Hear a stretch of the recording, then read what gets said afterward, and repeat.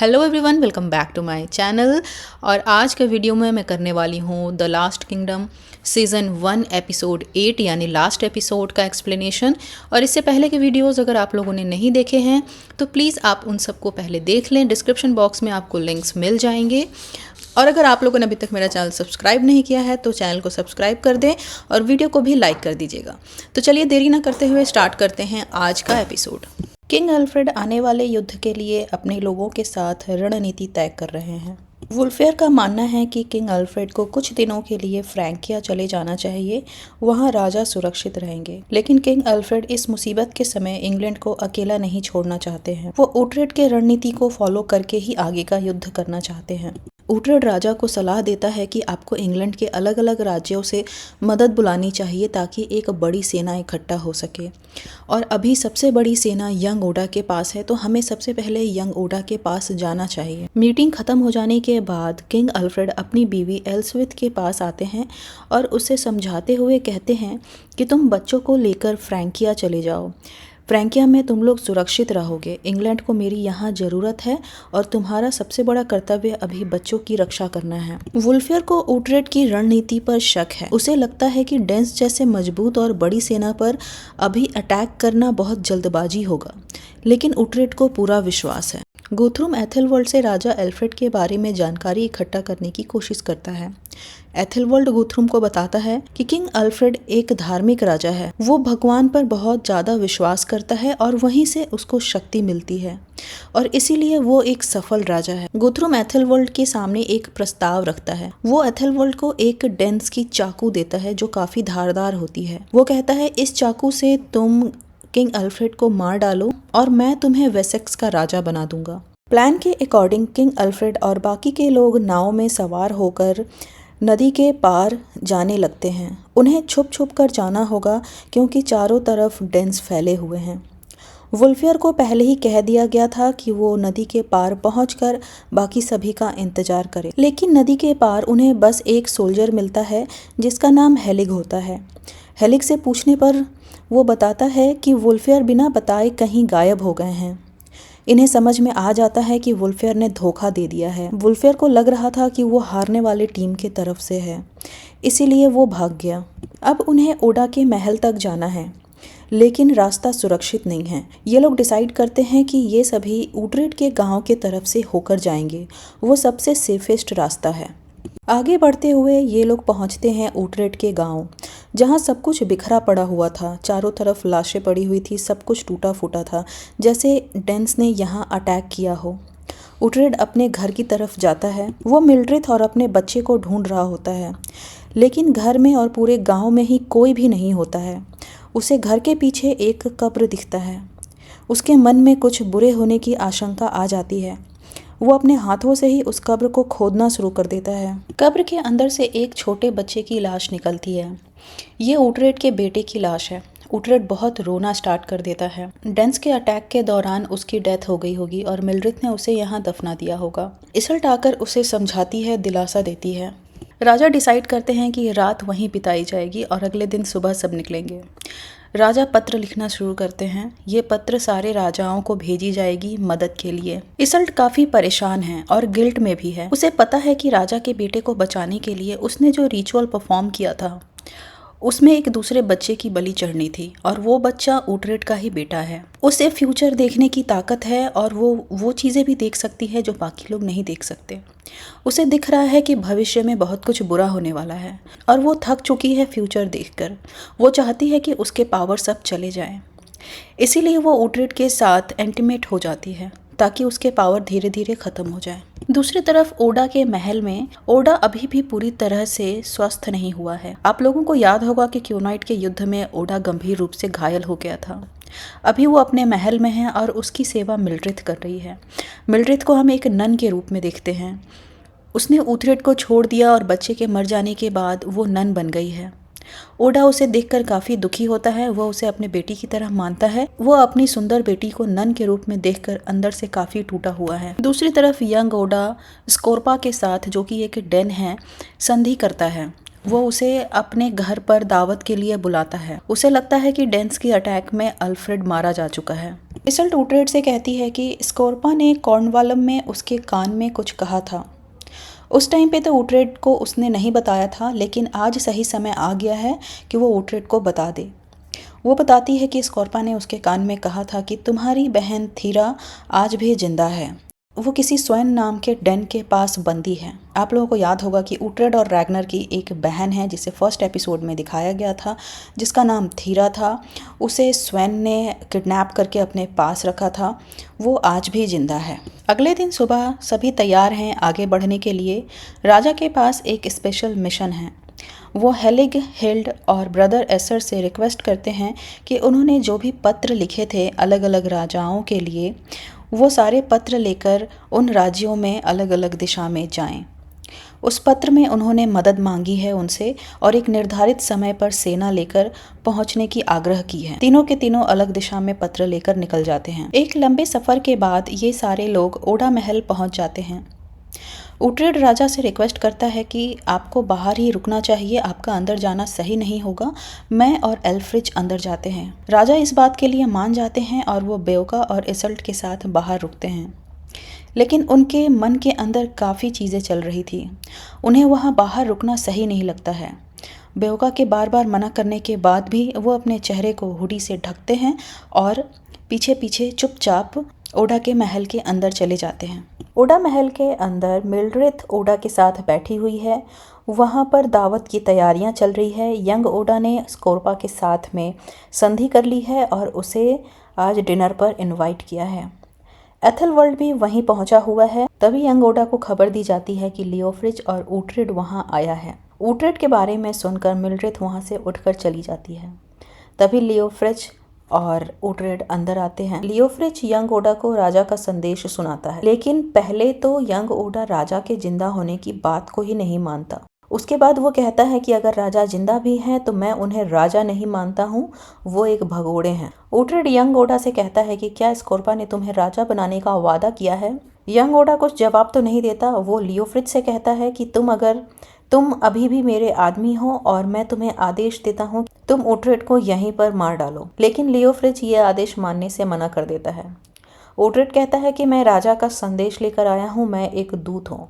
अगर मुझ पर हमला किया गया तो वो एक राजद्रोह होगा। और ये सारी बातें कॉन्वर्सेशन राजा छुपकर भीड़ में छुपकर सुन रहे होते हैं। मास्टर योडा जो अभी तक चुपचाप वहाँ खड़े सारी बातें सुन रहे होते हैं, उनकी नज़र भीड़ में छुपे हुए राजा पर पड़ जाती। इन तीनों लोगों की बातचीत अब बहुत ज़्यादा एग्रेसिव होने लगी थी।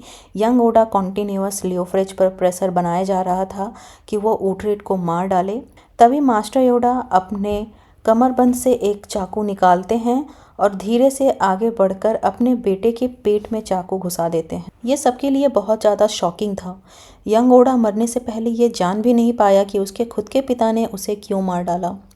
एक्चुअली भीड़ में से राजा ने सब कुछ देख लिया था और मास्टर योडा भी ये समझ गया था कि उसका बेटा अब राजा की नज़र में देशद्रोही हो चुका है और राजा उसे एक देशद्रोही की मौत देंगे और वो नहीं चाहता था कि उसके बेटे के साथ बहुत कुछ बुरा हो। इसलिए वो अपने तरीके से उसे मार डालता है और उससे माफ़ी मांगता है। तभी राजा सभी के सामने आ जाते हैं।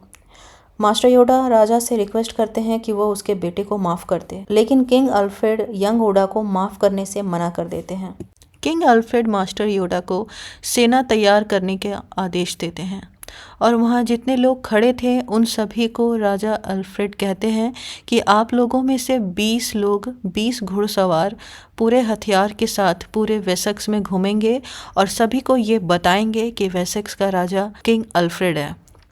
और उसके बाद वो पूरे वेसेक्स को कहते हैं कि सभी लोग युद्ध में शामिल होंगे और वेसेक्स को जीत में मदद करेंगे। अगले दिन रास्ते में ऊट्रेड को स्कोर्पा और उसके लोग मिलते हैं। ऊट्रेड से स्कोर्पा को पता चलता है कि यंग ओडा को मार दिया गया है, वो एक गद्दार था। ऊट्रेड उसे ललकारता है और कहता है कि अगली बारी अब तुम्हारी है, अगर तुम बचना चाहते हो तो चले जाओ गुथरुम के पास, उसके साथ मिल जाओ, क्योंकि तुम्हारी जहाजें तो मैंने ऑलरेडी जला दी हैं। स्कोर्पा उसके बातों से काफी चिढ़ जाता है और स्कोर्पा ऊट्रेड को गुस्सा दिलाने के लिए उसके बहन के बारे में गलत शब्द बोलता है, लेकिन बेओका ऊट्रेड के तरफ से बोलते हैं और स्कोर्पा को चुप करा देते। स्कोर्पा पहुंचता है गुथरुम के पास।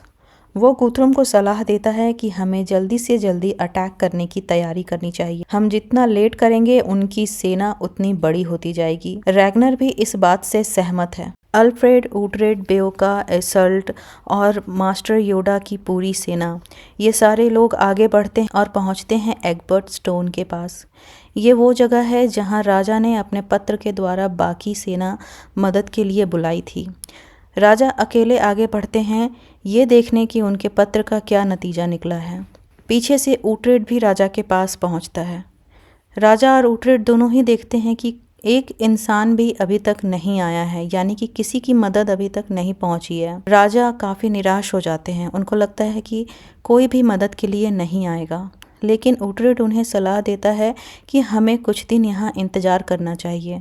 ऊटरेड के सलाह पर सभी लोग वहाँ रुक जाते हैं, टेंट लगा देते हैं। राजा को अकेले खड़ा देखकर एथेलवल्ड सोचता है कि उसे जो काम पूरा करना है वो अभी ही कर डाले। वो चुपचाप राजा के पीछे पहुँचता है। उसके पास अभी भी वो गुथरुम की चाकू है जो गुथरुम ने उसे दिया है मारने के लिए। वो अभी बहुत आराम से राजा को मार सकता है।